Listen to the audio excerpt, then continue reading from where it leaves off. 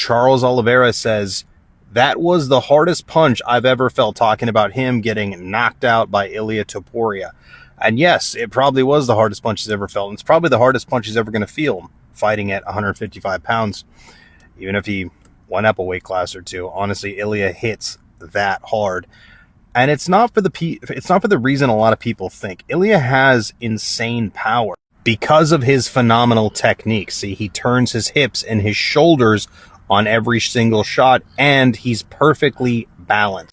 Look at that balance. He is, more of the weight is on his front foot, but he still can jump back on his back foot or put all the weight on his back foot very easily from that position, or roll under after he's done punching, or whatever he needs to do from there. He's not really that far lean forward. His center of mass is still behind his knee.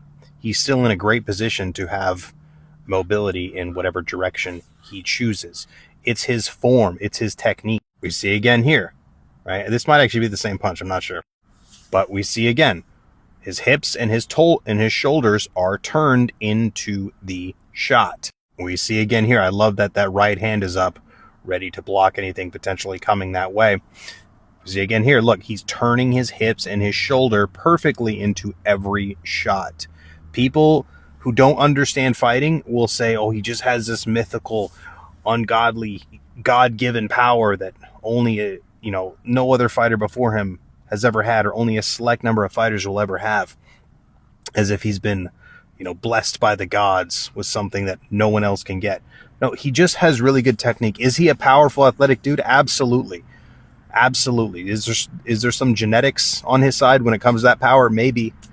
But if you turned your hips and your shoulder as perfectly as he does and shifted your weight at the right time as he does into all these power strikes, you'd be knocking people out left and right too. Don't ever think that a fighter is like above you, or that he can do something you could never do. That's really what makes him so powerful. And that's something anybody can do. That's not something Joe Rogan or any of these commentators who know almost nothing about fighting are ever going to tell you.